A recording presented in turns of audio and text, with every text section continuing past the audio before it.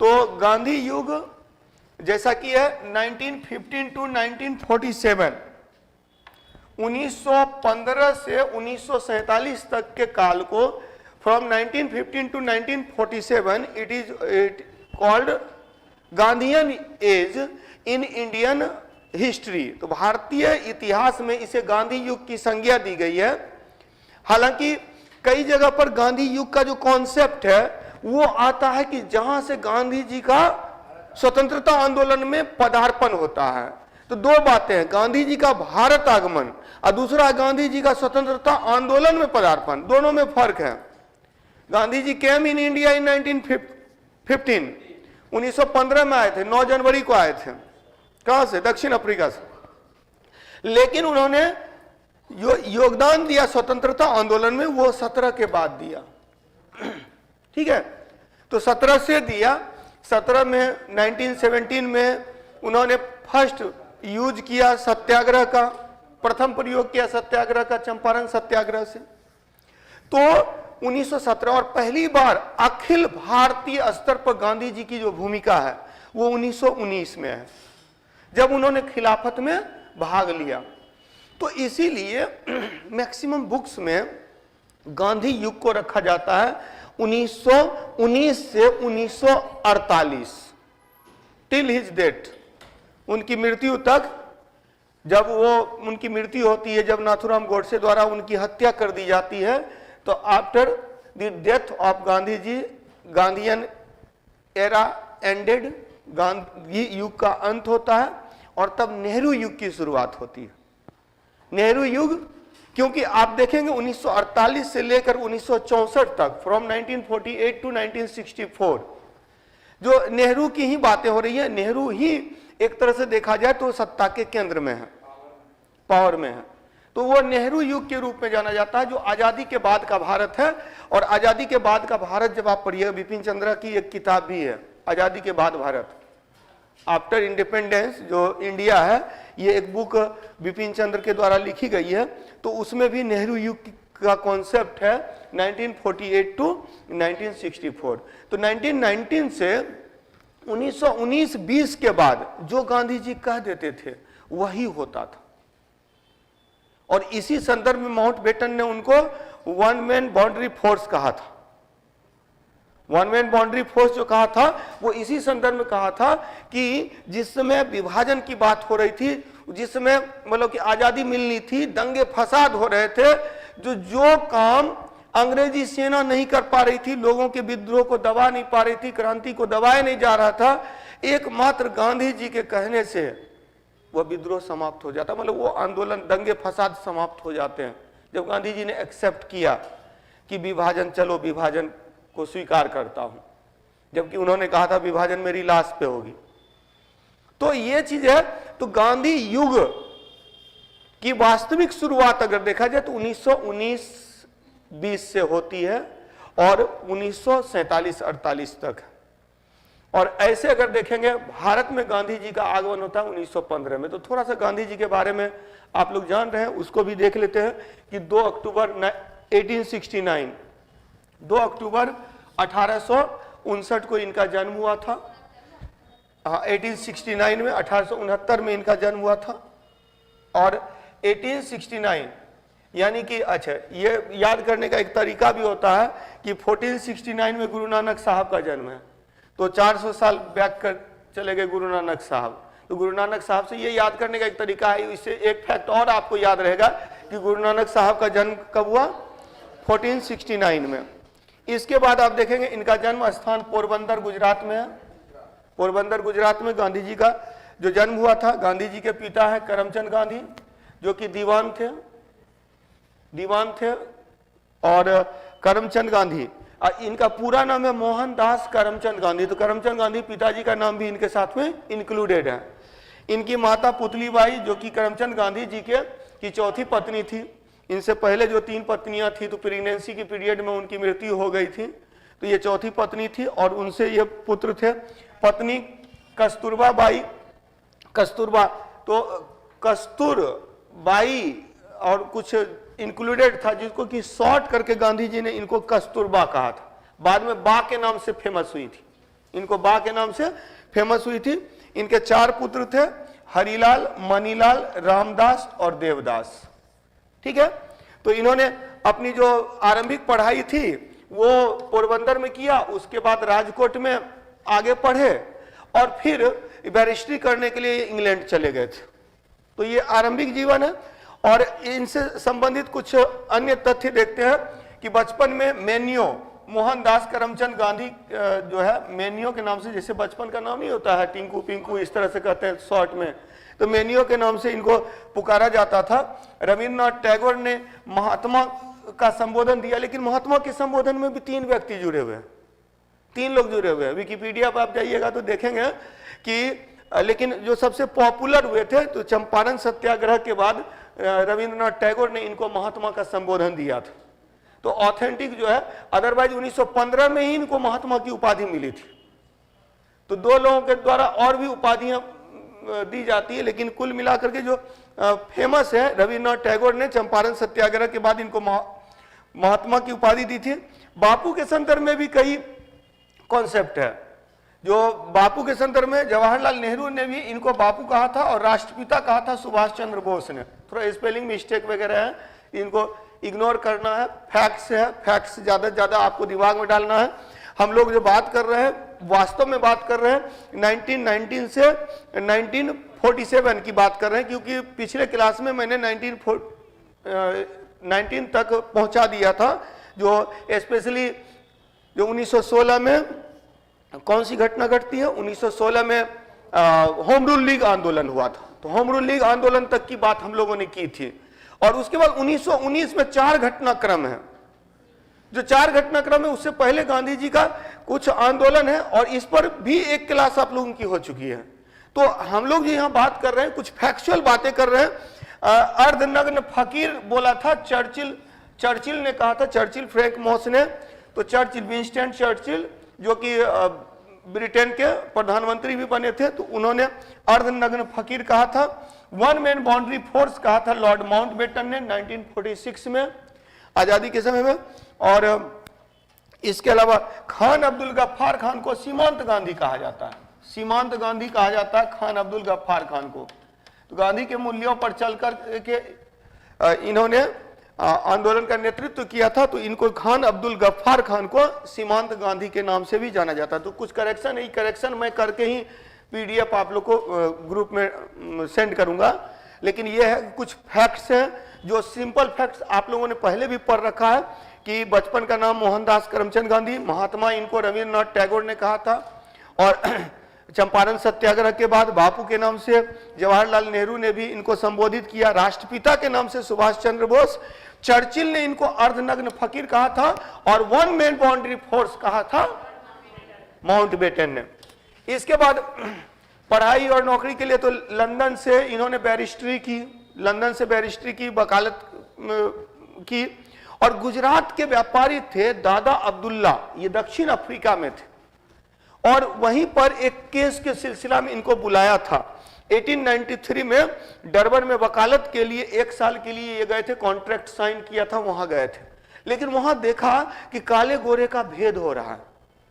तो फिर ये क्या करते हैं कि काले लोग यानी भारतीय लोग जो है उनका नेतृत्व करते हैं। In the leadership of Gandhi ji, Gandhi ji के जो नेतृत्व में वहां सफलता मिली। और सत्याग्रह का प्रथम प्रयोग गांधी जी ने यहीं पे किया था, अफ्रीका में किया था। ठीक है, पीटर मरिट्जबर्ग स्टेशन पर अंग्रेजों ने धक्का देकर उतार दिया था, जो कहानी आप लोग खूब सुने हैं, जहां पर कि बोला जाता है कि एक थप्पड़ मारा तो दूसरा गाल भी बढ़ा दिया था। उसके बाद जो है सो इनके पास प्रॉपर टिकट था, फर्स्ट क्लास का टिकट रहने के बावजूद इनको कि काले रहने के कारण, मतलब ये गोरे नहीं थे, अंग्रेज नहीं थे, इनको धक्का मार करके निकाल दिया गया था, सामान फेंक दिया गया था। इसके बाद 1894 में नेटाल इंडिया कांग्रेस का ये गठन करते हैं, नेतृत्व करते हैं। और कहाँ? अफ्रीका में। तो अफ्रीका में हालांकि आरंभिक पढ़ाई मैंने बताया था कि पोरबंदर से इनिशियल जो स्टडी होती है उस पर राजकोट जाते हैं, और फिर एट लास्ट ये बैरिस्ट्री करने के लिए लंदन जाते हैं। इसके बाद दक्षिण अफ्रीका में गांधी जी कितने वर्ष तक रहे थे? 21 वर्ष तक रहे थे। तो गांधी जी का इंग्लैंड जाना। Gandhi ji went to England in London and for study, तो पढ़ाई के लिए गए थे, बैरिस्ट्री करने के लिए गए थे, वकालत करने के लिए। And after invitation of Abdullah, तो अब्दुल्ला के इन्विटेशन पर ये जाते हैं कहाँ, दक्षिण अफ्रीका जाते हैं। लेकिन दक्षिण अफ्रीका में इन्होंने क्या किया, सत्याग्रह का पहला प्रयोग किया था 1906 में, और 1909 में 1909 में उन्होंने हिंद स्वराज पुस्तक की रचना की थी। ठीक है, तो यहां पर याद रखेंगे 21 वर्ष तक रहे थे दक्षिण अफ्रीका में। सत्याग्रह शब्द का प्रथम प्रयोग किया था, सत्याग्रह का प्रथम प्रयोग किया था गांधी जी ने, कहां पे, अफ्रीका में 1906 में। रंगभेद के खिलाफ, जो रंगभेद के खिलाफ भारतीयों का पंजीकरण में उंगली का निशान, विवाह चर्च में हुए वो जायज, मतलब कि ये कुछ जो चीजें थी जिनके विरोध में इन्होंने क्या किया था, सत्याग्रह शब्द का प्रयोग किया था। एक तो रंगभेद हो रहा था, और रंगभेद के अंतर्गत यही था, भारतीय का पंजीकरण में उंगली का निशान जरूरी होता था, और विवाह चाहे वो पढ़े लिखे हो या ना हो। और दूसरे बात जो है सो विवाह जब चर्च में होगा वही जायज होगा, जो हमारे रीति रिवाज से जो विवाह हो रहा है वो जायज नहीं होगा। तो इन सब के खिलाफ इन्होंने क्या किया, सत्याग्रह किया। फिनिक्स में, फिनिक्स आश्रम का निर्माण इन्होंने वहां किया था 1904 में। यही बोला जाता है कि पहला सत्याग्रह आश्रम था इनका, फिनिक्स आश्रम 1904 में बनाया। डरबन में इंडियन ओपिनियन समाचार पत्र निकाला था। ये कई बार पूछा हुआ क्वेश्चन है। इंडियन ओपिनियन किसके द्वारा संपादित है, गांधी जी के द्वारा संपादित है। दक्षिण अफ्रीका में गांधी जी के द्वारा संपादित है इंडियन ओपिनियन। और इसके अलावा टॉल्स्टॉय फार्म भी वहां स्थापित किया था। लियो टॉल्स्टॉय, रूस का लेखक जोहान्सबर्ग, ये थोड़ा सा इसको रहने दीजिए। तो टॉल्स्टॉय फार्म की भी स्थापना की थी, लेकिन पहला जो था फिनिक्स आश्रम था। फिनिक्स आश्रम जो यहां आकर गांधी जी ने सत्याग्रह आश्रम, कौन सा, साबरमती आश्रम की स्थापना की थी। तो इसके बाद नेक्स्ट हम लोग चलते हैं, यहां पर हम लोग 1915 से लेकर के 1947 तक का सफर तय करेंगे। तो गांधी जी भारत में आने से पहले ही पॉपुलर हो चुके थे। Gandhi ji became popular before coming India. और इसका कारण क्या था, उन्होंने सत्याग्रह का सफल प्रयोग किया था, successful uses of satyagraha in South Africa, दक्षिण अफ्रीका। तो 1915 में जब ये आए तो इनका भव्य स्वागत हुआ, काफी भीड़ इकट्ठी हुई थी। लेकिन गोपाल कृष्ण गोखले इनके राजनीतिक गुरु थे। ये भी पता चला कब, गांधी जी की मृत्यु के बाद। एक बुक उनकी पब्लिश हुई थी नवजीवन पब्लिकेशन से, गोखले माय पॉलिटिकल टीचर। तब पता चला कि गांधी जी अपना राजनीतिक गुरु मानते थे। और उन्हीं के कहने पर उन्होंने 1915 में जब वो भारत आए तो डायरेक्ट स्वतंत्रता आंदोलन का नेतृत्व करना स्वीकार नहीं किया। वे जाकर के आश्रम बनाकर के साबरमती में रहते हैं और वहां से आंदोलन पर नजर रखते हैं और यहां के गतिविधियों को समझते हैं, कैसे सत्याग्रह का प्रयोग किया जाए। क्योंकि दक्षिण अफ्रीका की बात अलग थी, यहां की बात अलग है। तो दोनों कंडीशंस, मतलब अकॉर्डिंग टू जो कंडीशंस ऑफ इंडियन जो सब कॉन्टिनेंट, भारतीय उपमहाद्वीप, इसलिए हम लोगों को कहना चाहिए कि उस समय पाकिस्तान भी इसमें शामिल है। ठीक है, तो उस समय भारतीय क्षेत्र में, भारतीय भूभाग में जो स्थिति थी उनका उन्होंने पहले आकलन किया। और तब तो ही केम इन इंडिया इन 1915 में भारत आए। और ये जो भारत आए ये 1915 में, तो 1915 में आए और ये 9 जनवरी 1915 को प्रवासी भारतीय दिवस के रूप में मनाया जाता है, सबको पता है।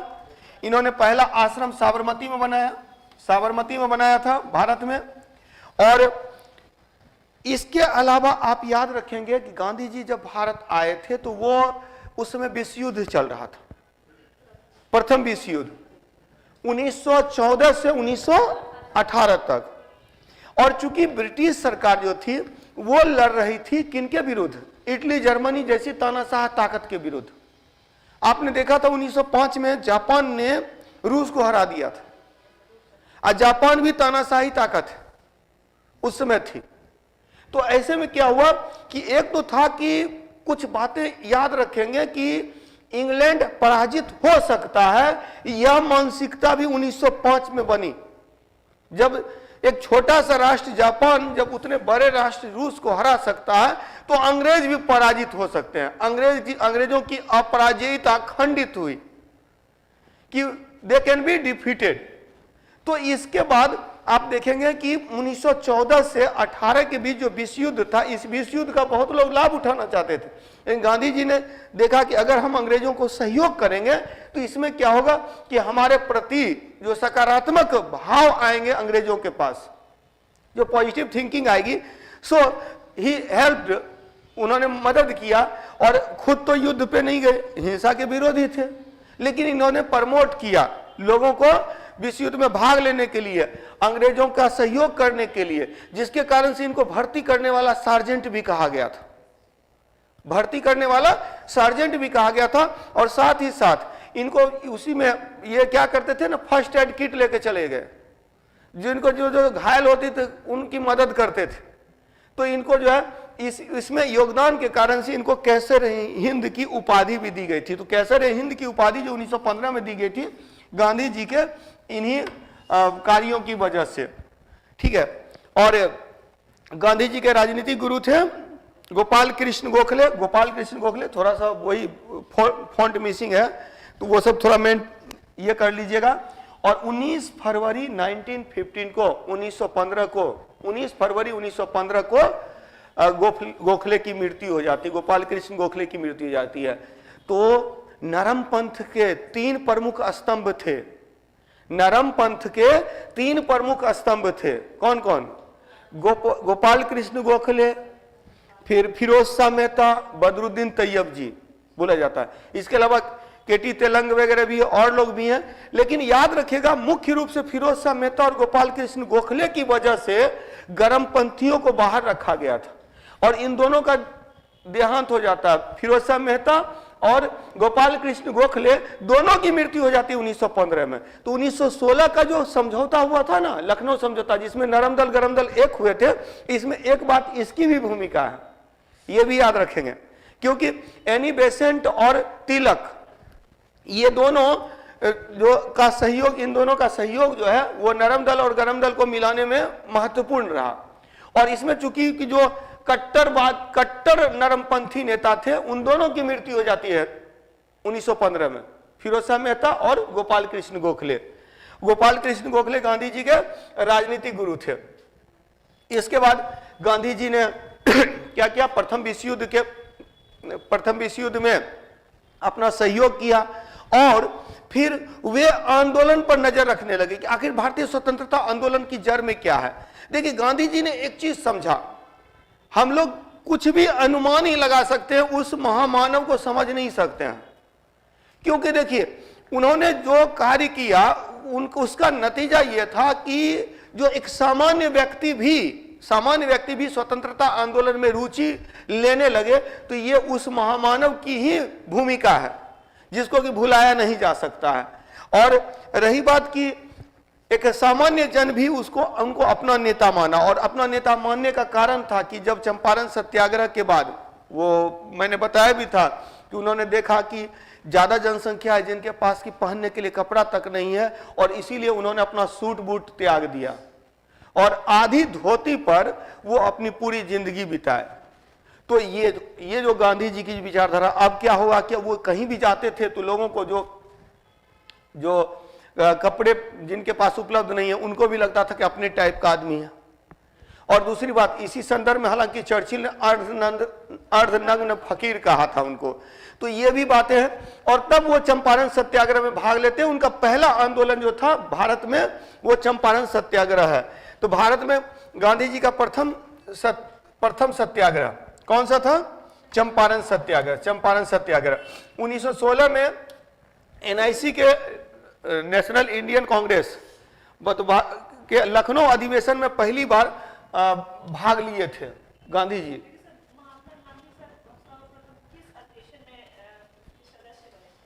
सदस्य बने थे किसमें? लखनऊ अधिवेशन में इन्होंने भाग लिया था। नहीं नहीं नहीं, सदस्य नहीं बने इसमें, चूंकि अभी तो वो ये से दूर है ना, तो ज्यादा संभावना, अगर जैसे ऑप्शन आता है तो उसमें ज्यादा संभावना 1917 होनी चाहिए, कलकत्ता अधिवेशन। 1901 में तो हो सकता है, कोई दिक्कत नहीं है। इसीलिए मैं बोलता हूं कि फैक्ट्स आप लोगों को ज्यादा जानकारी है तो वो डायरेक्ट बोल दीजिए ना, वो पूछने की जरूरत नहीं है। हाँ नहीं, डायरेक्ट बोल देते कि सर 1901 में, नहीं तो कोई दिक्कत नहीं, वो 1901 भी हो सकता है, उससे कोई दिक्कत नहीं। मैंने पहले भी कहा आप लोगों को कि कुछ फैक्ट्स जो होते हैं ना, फैक्ट्स इतने ज्यादा फैक्ट्स हैं, उतना तो दिमाग में रख पाना पॉसिबल नहीं है। और यही कारण है ये पीपीटी का कॉन्सेप्ट क्यों आया है। पीपीटी का कॉन्सेप्ट इसीलिए आया, पहले होता था कि हम लोग ये रखते थे, पोडियम रखते थे, मटेरियल सामने में रहता था, कॉन्सेप्ट बताते जाते थे, फैक्ट लिखाते जाते थे, इस तरह से पढ़ाई होती थी। अब तो क्या है कि रट्टा मार टीचर हो गए हैं, रट करके आ जाते हैं और रट करके खूब अच्छा बकवास करते हैं, यूट्यूब पे फेमस हो जाते हैं। नहीं तो यही चीज ना, ये पढ़ाई का तरीका बदल गया है। अब आपको थिंकर नहीं बनाया जाता, आपको रटाया जाता है। और यही कारण है कि रटंत विद्या में रेलवे निकाल सकते हैं आप, सिविल सर्विस नहीं निकाल सकते हैं। सिविल सर्विस में कॉन्सेप्ट चाहिए। क्या?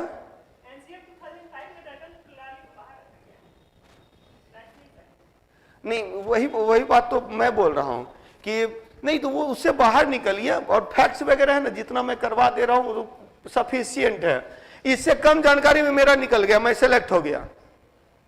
और इससे कम जानकारी में आप लोग को पढ़ाने के क्रम में ज्यादा मेहनत करना पड़ रहा है, ज्यादा चीजों को इकट्ठा करना पड़ता है, उसके बाद भी देखता हूं कि कुछ फैक्ट छूट ही जाता है। तो ये चीजें हैं। चलिए, तो चंपारण सत्याग्रह इनका प्रथम सत्याग्रह था। गांधी जी देखिए, गांधी जी कांग्रेस के मेंबर कभी भी बने हो, लेकिन भारत आगमन के बाद पहला जो कांग्रेस अधिवेशन था वो था लखनऊ अधिवेशन, जिसमें गांधी जी ने भाग लिया था। और इसमें राजकुमार शुक्ल, जो संत राउत के बुलाने पर बुलाने पर यह आए थे, राजकुमार शुक्ल आए थे। राजकुमार शुक्ल आए थे यहां पर, किसमें? लखनऊ अधिवेशन में। और तब राजकुमार शुक्ल ने इनको आमंत्रित किया, गांधी जी को आमंत्रित किया था और चंपारण सत्याग्रह के लिए। और नील की खेती करने वाले जो किसान थे, इसी को ब्लू, जो क्या बोलते हैं, नील की खेती ना, ब्लू इंडिगो या इंडिगो रिवॉल्यूशन भी बोलता है, ब्लू भी बोला जाता है। तो नील विद्रोह अलग है, वो भी याद रखिएगा, जो कि था सन्यासी विद्रोह, जिसका आधार है। एक यहां पर नील की खेती है। बिहार के चंपारण में 3 कठिया व्यवस्था थी, जिसमें 20 कट्ठा यानी 1 बीघा में 3 कट्ठा में नील की खेती करना अनिवार्य था। और जो खेती की जाती थी वो उस जमीन पे, वो जमीन क्या हो जाता था? बंजर हो जाता था। और इसके कारण से क्या हुआ कि नील के किसान जो थे वो, उनको भोजन उपलब्ध नहीं हो पाता था। और तब उन लोगों ने क्या किया? आंदोलन किया। और इस आंदोलन में भाग लेने के लिए गांधी जी को आमंत्रित करने के लिए राजकुमार शुक्ल गए थे। और तब यहां पर देखिएगा कि पहली बार बिहार आगमन होता है 10 अप्रैल 1917 को, पटना मुजफ्फरपुर होते हुए यहां पहुंचे। और यहीं पर जेबी कृपलानी इनके साथ हो गए थे। जब मुजफ्फरपुर से जा रहे थे तो वहां पहुंच रहे थे चंपारण, तो जेबी कृपलानी इनके साथ हो गए थे। राजेंद्र प्रसाद, डॉक्टर राजेंद्र प्रसाद, इन लोगों ने सहयोग किया। और तब इनको इजाजत नहीं मिली, हालांकि इनको जो है तो इजाजत नहीं मिली थी। इसके बावजूद जब पहुंचे तो लास्ट में इनको गिरफ्तार भी किया गया था। लेकिन बाद में जो परिस्थितियां थी, उन परिस्थितियों की वजह से इनको छोड़ दिया गया। और फिर ये नील की खेती से संबंधित एक कमेटी बनती है, जांच कमेटी बनती है। उस जांच कमेटी के इनको मेंबर बनाया जाता है। तो गवर्नर ईस्टवर्ड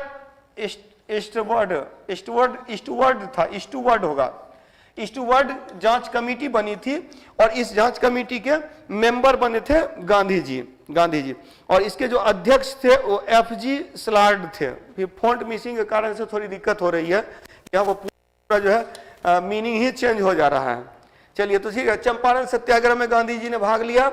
और चंपारण सत्याग्रह के बाद शुरू के 3 आंदोलन, ये हम लोग पहले भी चर्चा कर चुके हैं कि 1917-18 और 17-18 में एक तो हो गया चंपारण, चंपारण, चंपारण के बाद अहमदाबाद, और उसके बाद नहीं, अहमदाबाद और खेड़ा है ना, तो 3 है। तो पहले खेड़ा है ना, फिर अहमदाबाद है। पहले खेड़ा है फिर अहमदाबाद, पहले खेड़ा है, खेड़ा के बाद जो है अहमदाबाद। ठीक है, तो 3 आंदोलन है। एक तो क्या है, चंपारण, अहमदाबाद। हालांकि जो शुरू हुआ ना आंदोलन, वो अहमदाबाद पहले शुरू हुआ, लेकिन गांधी जी जो नेतृत्व करते हैं वो खेड़ा के बाद करते हैं। तो इसमें याद रखेंगे 15 मार्च 1918 को प्लेग फैल गया था, और प्लेग फैलने के कारण से क्या हुआ कि जो भी अहमदाबाद में मिल मजदूर थे, वो मिल मजदूर क्या कर रहे थे, पहले तो ध्यान में रखना होगा कि अहमदाबाद में जो मिल मालिक थे उन्होंने मजदूरों को बुला रखा था, तो मजदूर गांव से आकर के वहां मजदूरी करते थे, और उनको 2 वक्त की रोटी नसीब नहीं होती थी जितना उनको वेतन मिलता था। प्लेग फैला तो सब लोग क्या हुआ कि भागने लगे, तो ऐसे में 50% बोनस दे दिया गया।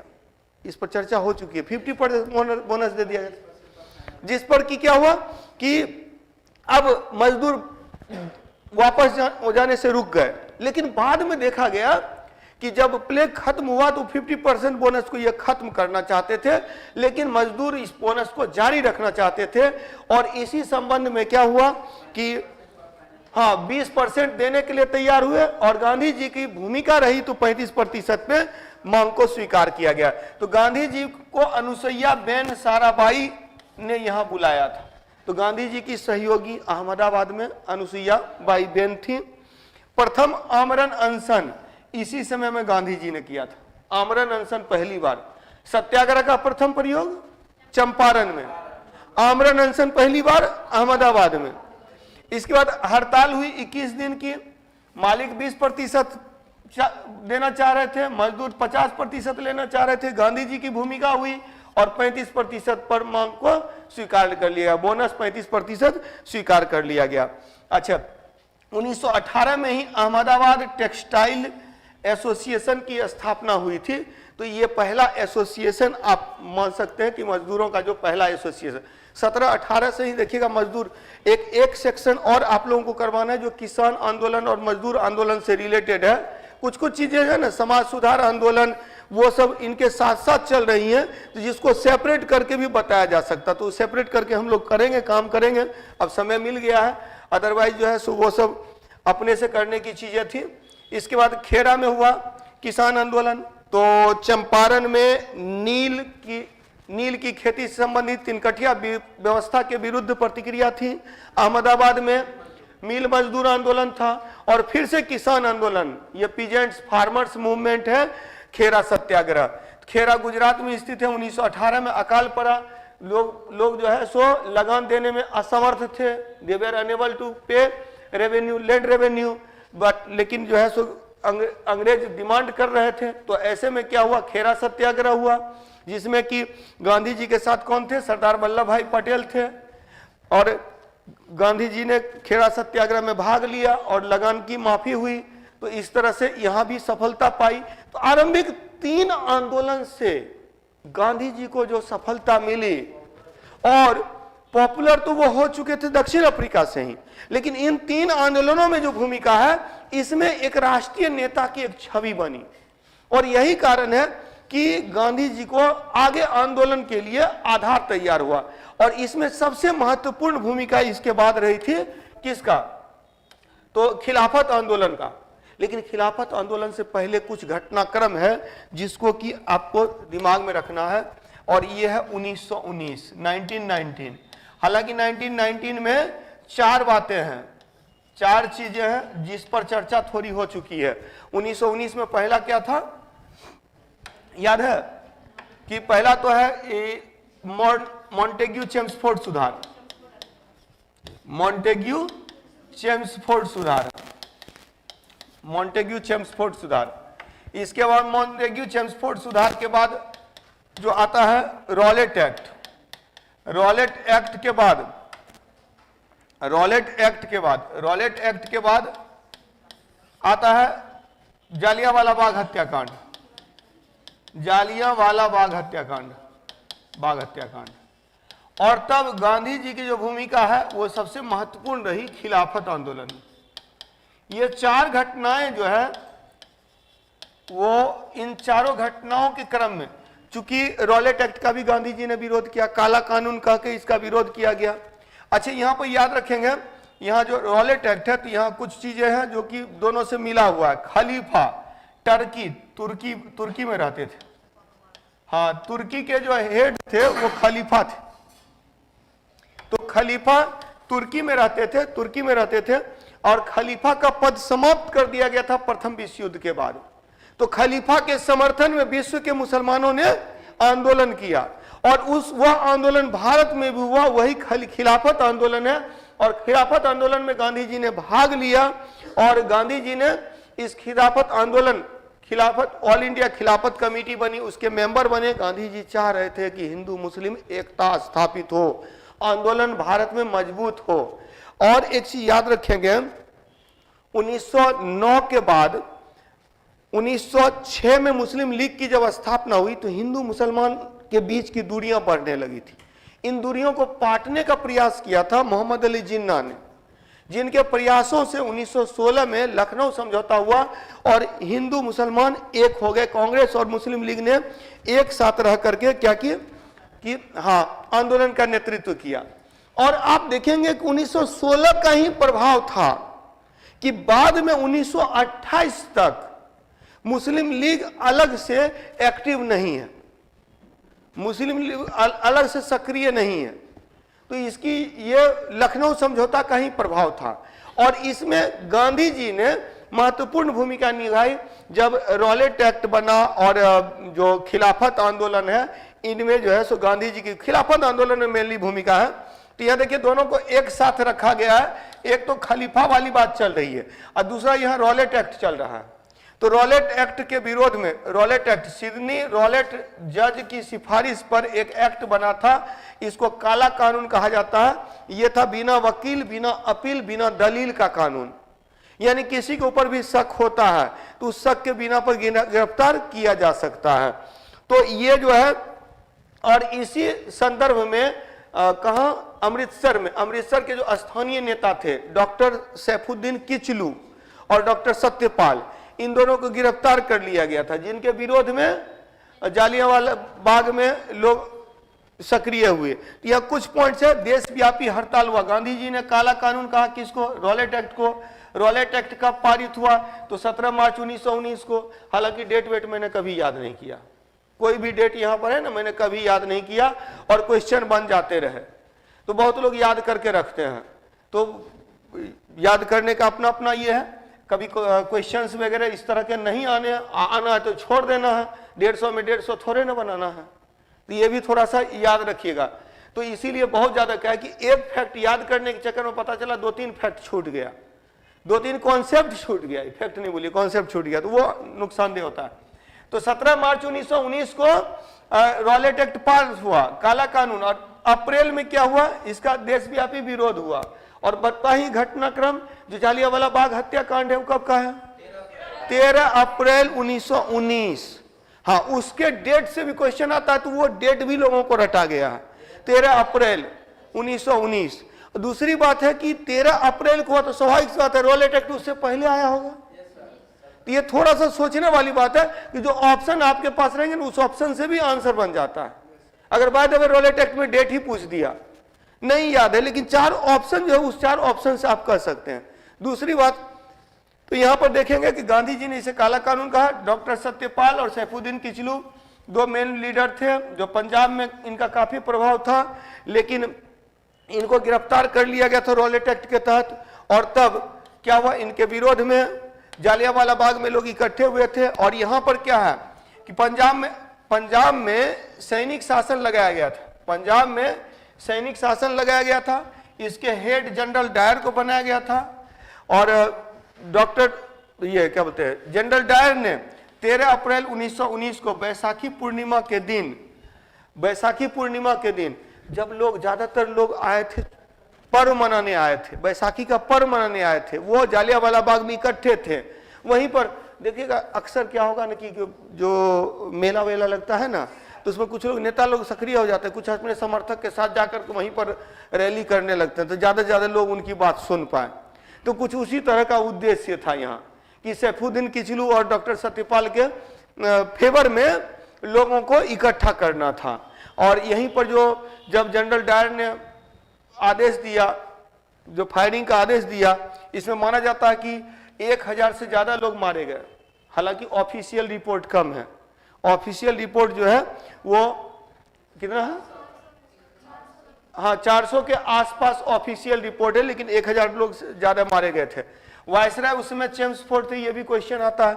चेम्सफोर्ड वाला तो मैंने आप लोग को बताया भी था कि 1905 से 10 में थे मिंटो द्वितीय, 10 से 16 में है हार्डिंग द्वितीय, 16 से 21 में है चेम्सफोर्ड, 21 से 25 में, 21 से 26 तक है, 21 से 26 तक है रीडिंग। उसके बाद है इरविन है 21 से 1931 तक।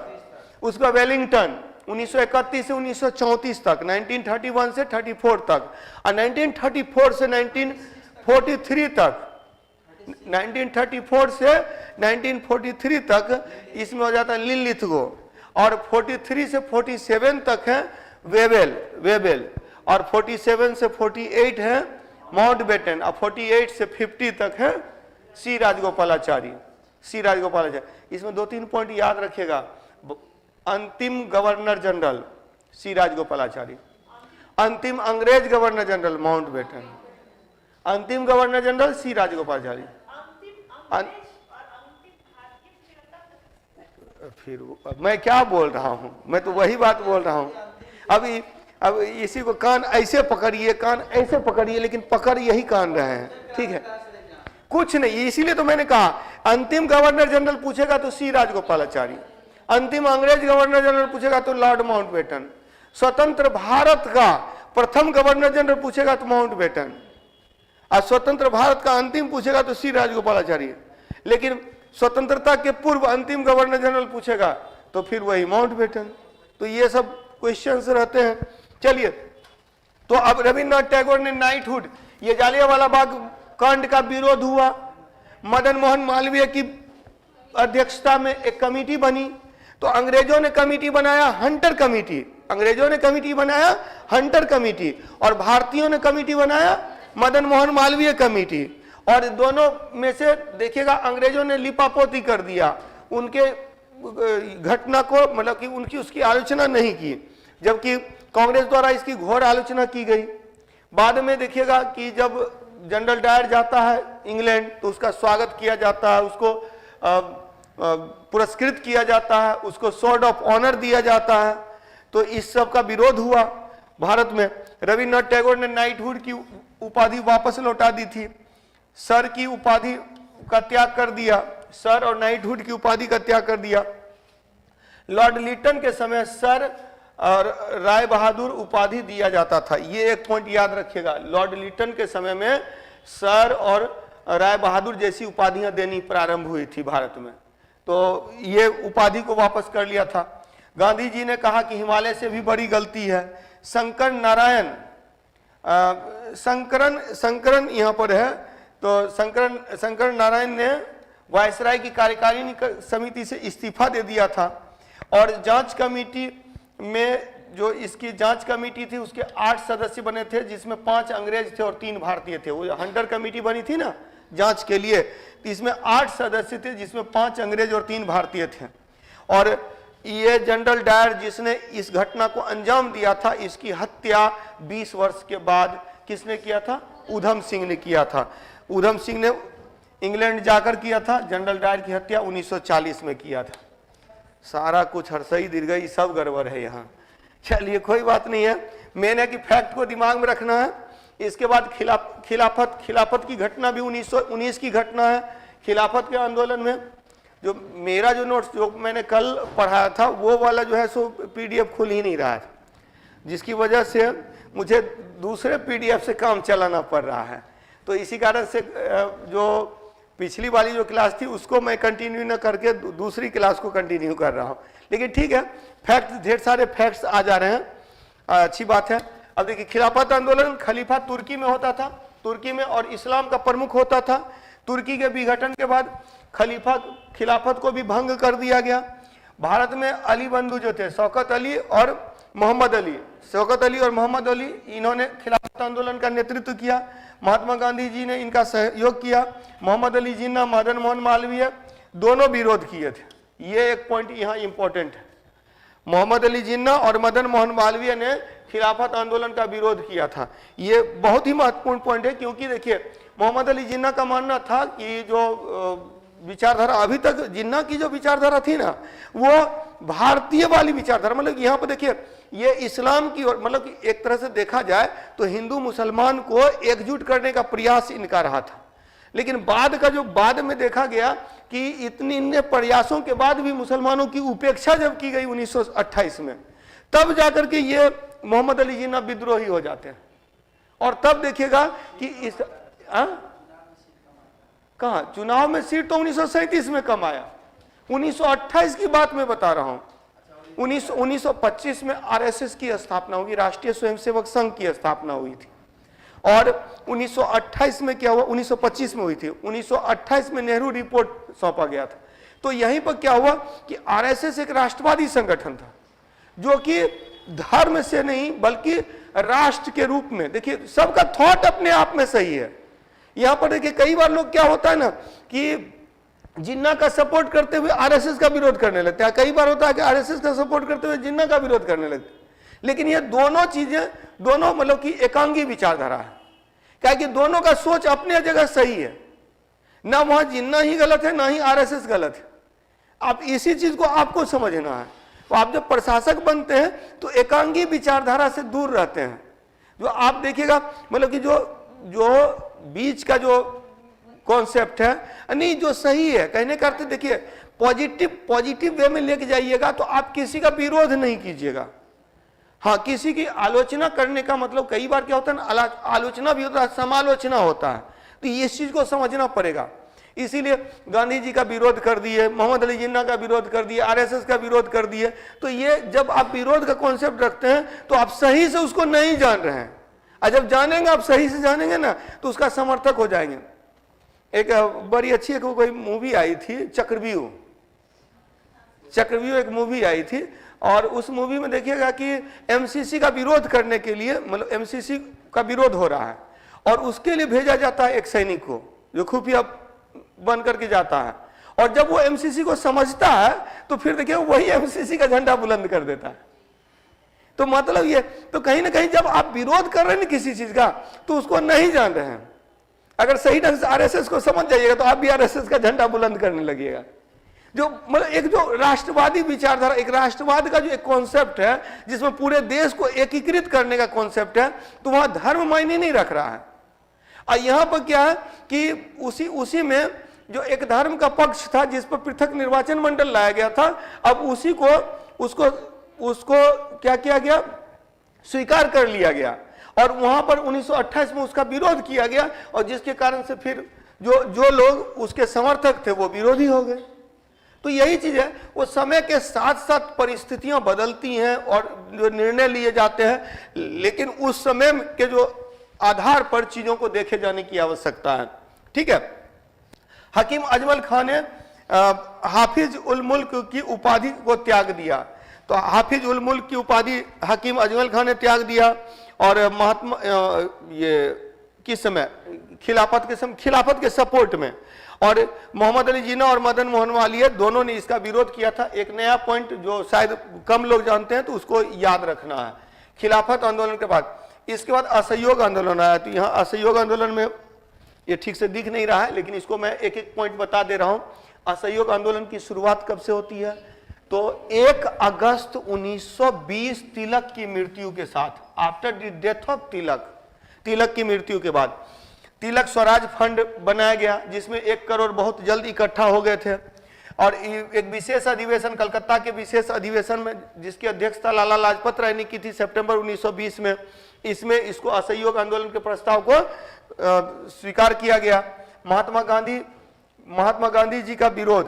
देखिए एक चीज और है कि असहयोग आंदोलन के संदर्भ में मतलब कि इस समय CR दास ने महात्मा गांधी जी का विरोध किया था। ये CR दास वही है जो बाद में स्वराज पार्टी बना लेते हैं मोतीलाल नेहरू के साथ मिलकर के।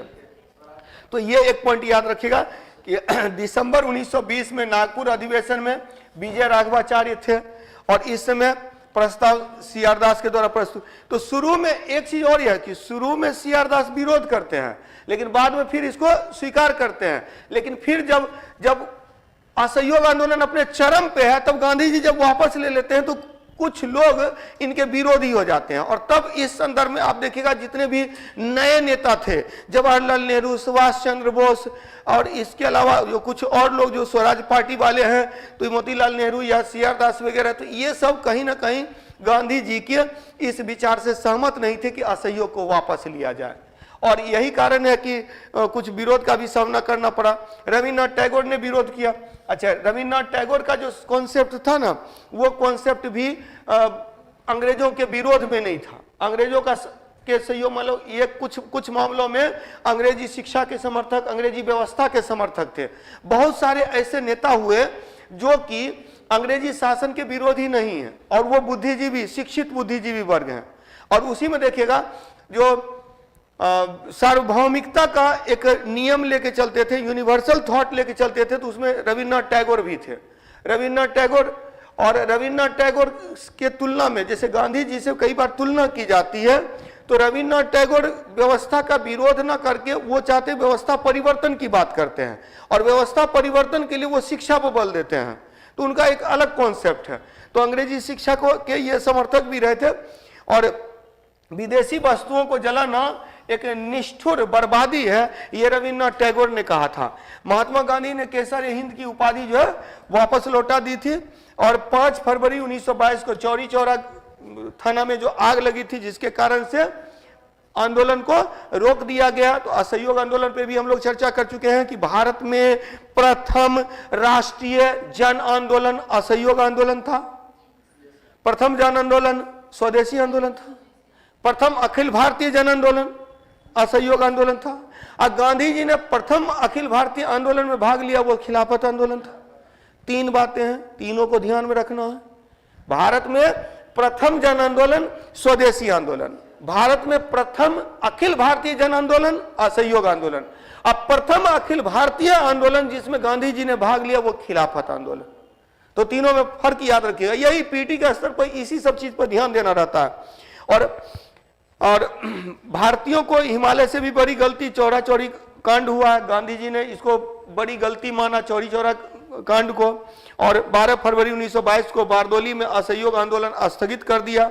जमनालाल बजाज राय बहादुर की उपाधि जो लौटाया था, जमनालाल बजाज ने लौटाया था, असहयोग आंदोलन के समय में लौटाया था। असहयोग आंदोलन के समय में लौटाया था।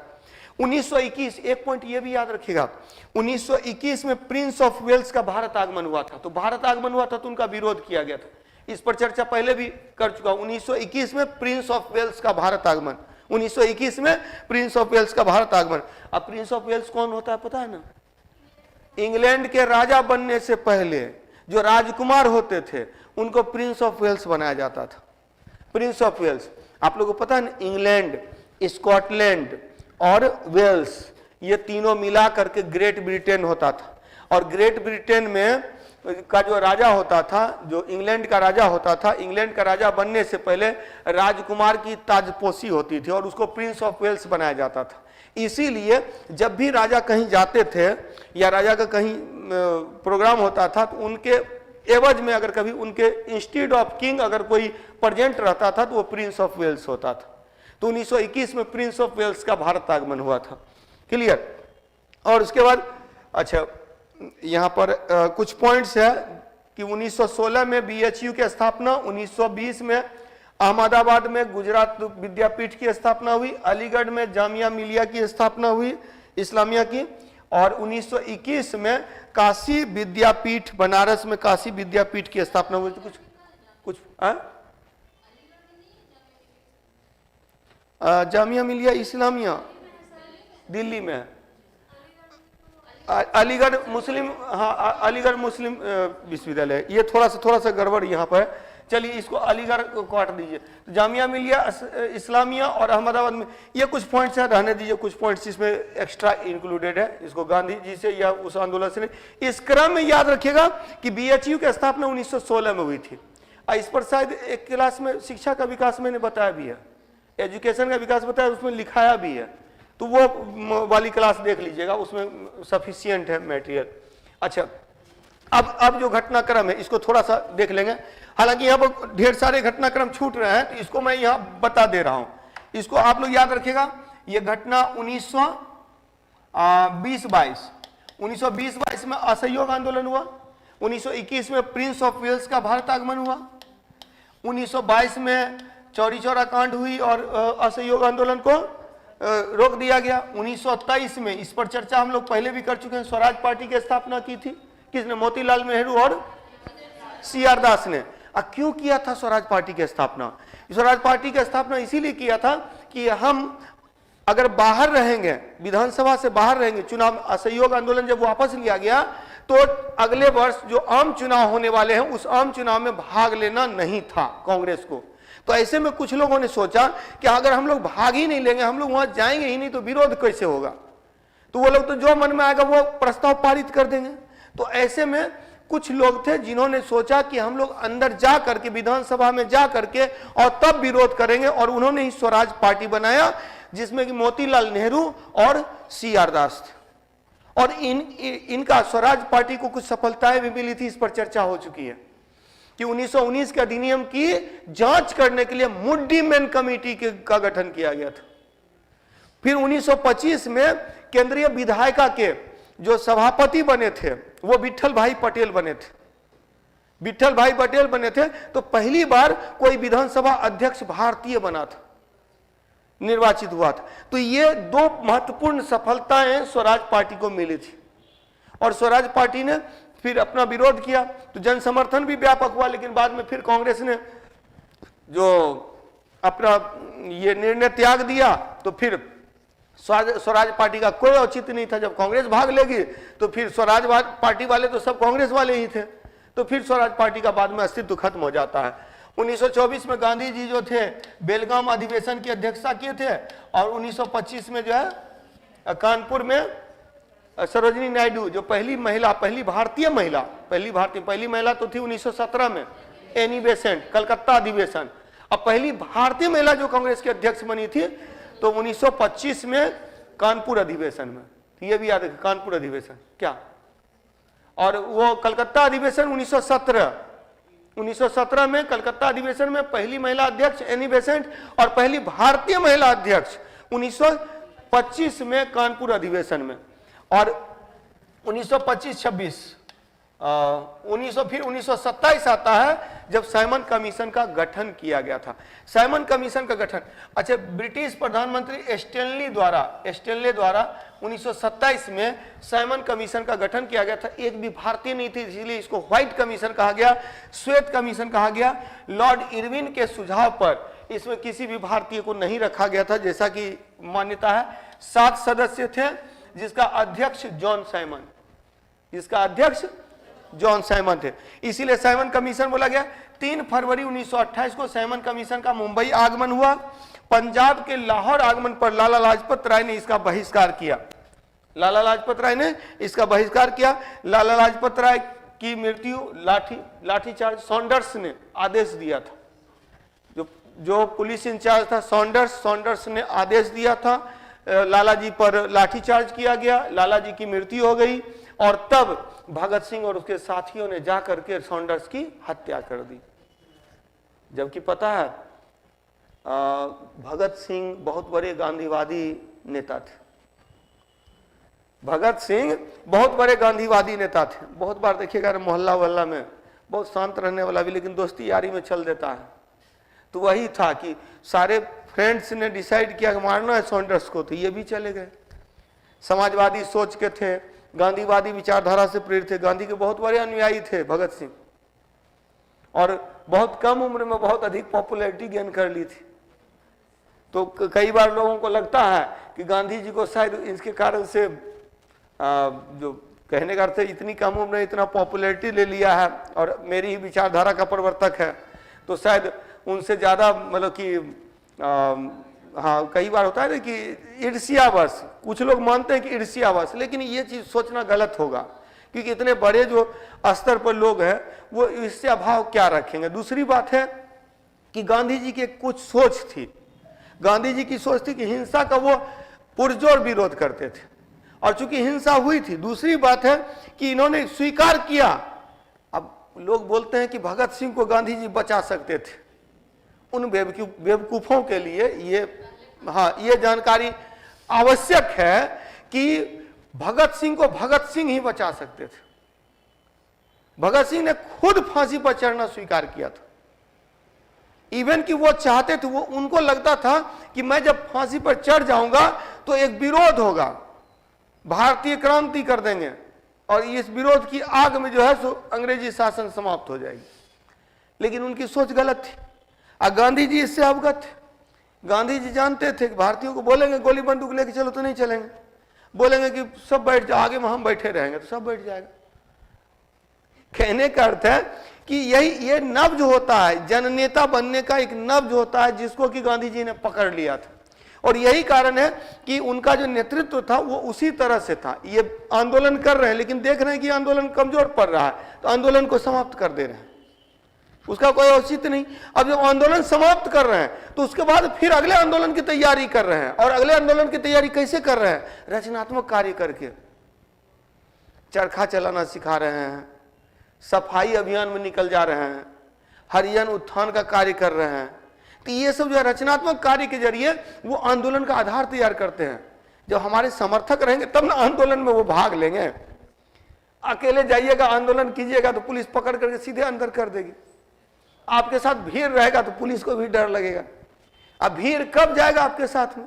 जब भीड़ को एहसास होगा कि आप उसके नेता हैं। तो यही चीज गांधी जी रचनात्मक कार्य करके अपना नेतृत्व, मतलब अपने नेतृत्व का जनाधार जो है मतलब कि बना रहे थे। तो यही चीज जानना जरूरी है। अब चलिए, तो साइमन कमीशन, अच्छा साइमन कमीशन, पहली बात तो ये याद रखना है 1919 का मॉन्टेग्यू चेम्सफोर्ड सुधार भारतीय परिषद अधिनियम की 10 वर्षीय समीक्षा होनी थी, और यह समीक्षा कब होनी थी? 1929 में। तो इस समीक्षा के लिए जो एक कमेटी बनना था वो कमेटी 1927 में ही बना, इसी को साइमन कमीशन कहते हैं। दिक्कत नहीं थी, दिक्कत इस बात की थी कि उसमें कोई भारतीय नहीं था। और जब विरोध हुआ 9 सदस्य सचिव जवाहरलाल नेहरू के नेतृत्व में, अच्छा इसको याद रखिएगा, जब विरोध हुआ साइमन कमीशन का, जब विरोध हुआ तो जब साइमन कमीशन का विरोध हो रहा है तो चैलेंज किया गया, भारतीयों को चैलेंज दिया था। किसने चैलेंज दिया था? Lord Birkenhead. लॉर्ड बर्कनहेड ने चुनौती दी कि आप कोई ऐसा कानून बना कर दिखाइए जिसमें आप सबकी सहमति हो, और तब चैलेंज को स्वीकार किया। किसने? मोतीलाल नेहरू। यही है, यह जवाहरलाल नेहरू गलत है। मोतीलाल नेहरू के नेतृत्व में 9 सदस्य, अच्छा इसका सेक्रेटरी बने थे, सचिव बने थे जवाहरलाल नेहरू। तो यहां याद रखिएगा मोतीलाल नेहरू अध्यक्ष थे। 9 सदस्य वाली एक सर्वदलीय बैठक बुलाई गई और एक रिपोर्ट तैयार किया गया जिसको नेहरू रिपोर्ट कहते हैं 1928 में। तो साइमन कमीशन के बाद नेहरू रिपोर्ट प्रस्तुत किया गया। इस नेहरू रिपोर्ट के विरोध में मोहम्मद अली जिन्ना ने 14 सूत्री फॉर्मूला प्रस्तुत किया, जिन्ना का 14 सूत्री फॉर्मूला। और तब अंग्रेजों ने कहा, देखा मैंने तो कहा था आप लोग एकजुट नहीं हो सकते हैं, ये पड़ गया, फूट पड़ गया। अगर 14 सूत्री फॉर्मूला नहीं प्रस्तुत किया जाता तो इसको मानने के अलावा अंग्रेजों के पास उपाय नहीं था, लेकिन यही हुआ। और तब जब इसको नेहरू रिपोर्ट को नहीं माना गया तब कांग्रेस का अधिवेशन होता है, लाहौर अधिवेशन 1929 में, जिसकी अध्यक्षता जवाहरलाल नेहरू ने की, लाहौर में किस रावी नदी के किनारे, और इसी में पूर्ण स्वराज का नारा दिया गया। तो 1929 में लाहौर अधिवेशन में पूर्ण स्वराज की मांग की गई, जवाहरलाल नेहरू ने तिरंगा फहराया। अच्छा 1922 में गांधी जी ने डोमिनियन स्टेट की मांग की थी। पता है कि नहीं? डोमिनियन स्टेट की मांग की थी। और 1929 में नेहरू ने, जवाहरलाल नेहरू ने स्वराज की मांग की, पूर्ण स्वराज, पूर्ण स्वराज। ये बहुत इंपॉर्टेंट है। इंपॉर्टेंट इसीलिए है, डोमिनियन स्टेट का मतलब होता है कि हेड जो रहेगी ब्रिटिश सरकार, शासन ही रहेगी, बाकी सब में स्वतंत्रता। लेकिन ब्रिटेन की महारानी को हम लोग अपनी महारानी मानते। ये था डोमिनियन स्टेट। आज भी डोमिनियन स्टेट है। इंग्लैंड, ये न्यूजीलैंड और ऑस्ट्रेलिया, वो डोमिनियन स्टेट है आज भी। तो ये गांधी जी ने डिमांड की थी और इसको कांग्रेस ने एक्सेप्ट कर लिया था, इसको नेहरू ने एक्सेप्ट कर लिया था। लेकिन 1929 के बाद कांग्रेस का एक ही लक्ष्य हो गया, पूर्ण स्वराज। अब पूर्ण स्वराज से नीचे नहीं चाहिए था कुछ भी। हालांकि 1940 में अगस्त प्रस्ताव, 1942 में क्रिप्स मिशन, 1943 में जो नहीं 45 में बेबेल योजना। तो ये जितना भी प्लान आया बाद में, अगस्त प्रस्ताव, क्रिप्स मिशन और बेबेल योजना, इन सब में डोमिनियन स्टेट की बात की गई। लेकिन हमें चाहिए था पूर्ण स्वराज, तो इसीलिए हम लोगों ने इसको स्वीकार नहीं किया। और जिन्ना तो समझ ही नहीं पाए, समझ ही नहीं पाए। इसीलिए कह रहे हैं कि इन सब में ढेर सारे पाकिस्तान छिपे हुए थे।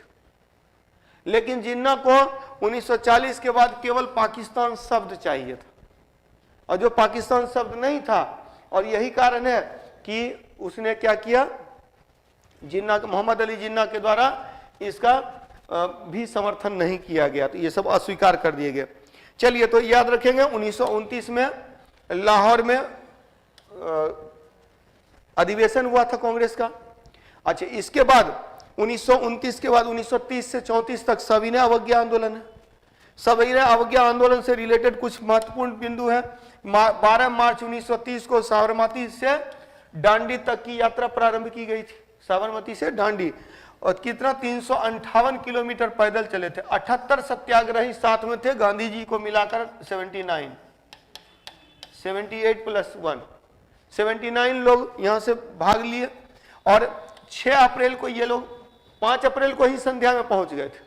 तो 6 अप्रैल को बोला जाता है, 6 अप्रैल को इन्होंने नमक बना करके नमक कानून को तोड़ा और सविनय अवज्ञा, सविनय अवज्ञा, डिसओबीडियंस ना, सिविल डिसओबीडियंस मूवमेंट, मतलब कि आज्ञा नहीं मानना है लेकिन विनय पूर्वक, सविनय। तो यही है सिविल डिसओबीडियंस मूवमेंट। और इसमें क्या हुआ, नमक कानून तोड़ करके सविनय अवज्ञा आंदोलन शुरू किया गया। बिहार से गिरिवर घाटी चौधरी है, गिरिवरधर चौधरी होगा, हाँ, गिरिवरधर चौधरी जो थे, इन्होंने भाग लिया था, गिरिवरधर चौधरी ने भाग लिया था। सुभाष चंद्र बोस ने इसकी तुलना नेपोलियन के एल्बा से पेरिस की यात्रा से किया था। एल्बा से पेरिस जो नेपोलियन गया था उससे किया था। वेब मिलर ने इसके बारे में लिखा था, जो कि एक अमेरिकी पत्रकार थे और ये साथ में थे। 5 मार्च 1930 को गिरफ्तार करके गांधी जी को क्या किया गया, नहीं 5 मार्च 1931 होगा ना, ठीक है, पूना,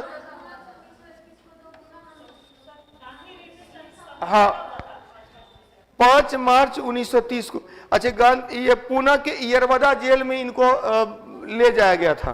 तो यहाँ पर थोड़ा सा ये गड़बड़ है। सविनय, देखिए सविनय अवज्ञा आंदोलन 1930 से 34 है, और हाँ 2 फेज में है। 1931 में गांधी इरविन समझौता होता है। इसको छोड़ दीजिए, इसको छोड़ दीजिए, इसको छोड़ दीजिए। यहाँ पर कुछ पॉइंट्स जो आपके काम का है। पहली बात तो साबरमती से डांडी की यात्रा है, 358 किलोमीटर की यात्रा है। 78 सत्याग्रही साथ थे, एक गांधी जी भी साथ में हो गए। 6 अप्रैल 1930 को नमक कानून को तोड़कर सविनय अवज्ञा आंदोलन प्रारंभ किया गया। बिहार से कौन भाग लिए थे, गिरिवरधर चौधरी, इन्होंने भाग लिया था। और सुभाष चंद्र बोस ने इसकी तुलना नेपोलियन के एल्बा से पेरिस की यात्रा से किया था। वेब मिलर अमेरिकी पत्रकार इस समय गांधी जी के साथ थे। तो यहाँ पर सविनय अवज्ञा आंदोलन, और सविनय अवज्ञा आंदोलन के बाद चलिए इसके बाद की जो घटनाक्रम है वो 1930 से 1947। तो इसमें जो घटनाएं हैं, तो एक काम और हम लोग करेंगे कि 1930 से 47 तक की जो घटनाक्रम है, इसमें याद रखेंगे कि कई बार क्वेश्चन क्या होता है, क्वेश्चन एकदम करेक्ट एक साथ का 4 ऑप्शन दे देता है और आपको क्रम से सजाने के लिए आता है। ये यूपीएससी का भी फेवरेट क्वेश्चन रहा है, बीपीएससी का भी रहा है। और यहां आप देखेंगे 1929 का जो लाहौर अधिवेशन है, उस लाहौर अधिवेशन के बाद असहयोग आंदोलन प्रारंभ होता है, लेकिन इसी बीच में 1931 में क्या होता है, गांधी इरविन समझौता होता है। और गांधी इरविन समझौता के बाद तब फिर अच्छा, इससे पहले एक और चीज होती है, सविनय अवज्ञा आंदोलन के साथ साथ गोलमेज सम्मेलन भी होता है, प्रथम गोलमेज सम्मेलन। अब प्रथम गोलमेज सम्मेलन के बाद गांधी इरविन समझौता, गांधी इरविन समझौता के बाद फिर द्वितीय गोलमेज सम्मेलन, और द्वितीय गोलमेज सम्मेलन के बाद पूना पैक्ट। अब पूना पैक्ट के बाद फिर क्या होता है, सविनय अवज्ञा आंदोलन फिर से शुरू किया जाता है। 1934 में सविनय अवज्ञा आंदोलन का कोई मतलब ही नहीं रह जाता है। 1934 में सविनय अवज्ञा आंदोलन का कोई मतलब नहीं रह जाता है, क्योंकि जो आंदोलन था वो धीमा पड़ चुका था। अभी नहीं देखे, कोरोना की स्थिति आई तो शुरू में कोरोना का बड़ा वैल्यू था, लेकिन धीरे धीरे वैल्यू घट गया। तो घट गया तो लोगों को तो कुछ उसी तरह से होता है। आंदोलन जिसमें शुरू होता है तो आंदोलन के प्रति लोगों का जो भाव रहता है वो पॉजिटिव रहता है, एग्रेसिव रहता है, लेकिन धीरे धीरे आंदोलन का कुछ इम्पैक्ट नहीं पड़ रहा है सही से। गांधी जी रोक रहे हैं, फिर से शुरू कर रहे हैं। तो इसके कारण से क्या हुआ कि 1934 में इसको सदा के लिए समाप्त कर दिया गया, मतलब कि रोक दिया गया। और तब फिर, लेकिन यहां पर देखेंगे कि साइमन कमीशन के बाद अंग्रेजों की रणनीति क्या रही, गोलमेज सम्मेलन। और इस गोलमेज सम्मेलन का जो प्रभाव था वो दिखता है कहां पर, तो ये दिखता है 1935 के भारत सरकार अधिनियम पर, 1935 का भारत सरकार अधिनियम। और इसी भारत सरकार अधिनियम में गांधी जी ने क्या किया था, 1935 के 1935 के भारत सरकार अधिनियम में क्या किया गया, अंग्रेजों ने भारतीयों को संतुष्ट करने का अधिकतम प्रयास किया। और इस समय जो बातें लाई गई थी यही भारतीय संविधान का आधार बनी। तो भारतीय संविधान में मोर देन 70% भाग जो था वो भारत सरकार अधिनियम का शामिल किया गया था। चलिए, तो इतना ही रखते हैं इसलिए कि अब टेस्ट दीजिए आप लोग। और जो चीजें मैं तैयार करके लाना चाह रहा था वो तो हुआ नहीं, फिर भी क्लास लेनी थी तो इस कारण से क्लास कंप्लीट करवा दी गई। तो लेकिन कल वाली जो क्लास थी ना, उसको हम लोग कंटिन्यू करेंगे, और उसको कंटिन्यू करेंगे तो वो इन्फॉर्म कर दिया जाएगा। नहीं, करवा 30 से 47 ही नहीं, वो जो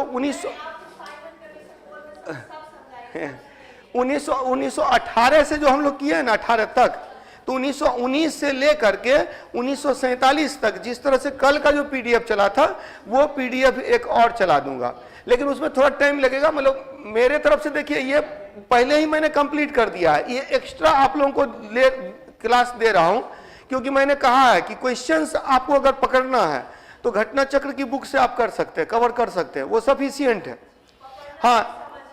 नॉलेज के लिए वही है कि इसका बेनिफिट आपको ऑप्शनल वालों को ज्यादा मिलेगा। जो मेंस के स्तर पर ऑप्शनल में आपको मदद मिलेगी, जो हिस्ट्री वाले रहेंगे, प्लस मेंस के स्तर पर जीएस ऑप्शनल में भी आपको मदद मिलेगी। जो भारतीय इतिहास वाला जो है स्वतंत्रता संग्राम है, तो उसमें आपको काफी मदद मिलेगी। इसी कारण से बार बार क्लासेस में ले रहा हूं आप लोगों की, ठीक है। अब बाकी फाउंडेशन बैच तो चल ही रहा है, तो फाउंडेशन बैच में तो कंटिन्यू चलता रहेगा, उसमें तो बहुत डेप्थ में जा रही है चीजें, तो उसको हम लोग कंप्लीट कर रहे हैं। तो कल से फाउंडेशन बैच भी कंटिन्यू रहेगा। वहां हम लोगों ने किया, अभी तक जो बौद्ध धर्म जैन धर्म खत्म हुआ है, तो वहां पर मगध का उत्कर्ष शुरू हो रहा है, तो ठीक ठीक है, उसको कंप्लीट करवा दिया जाएगा।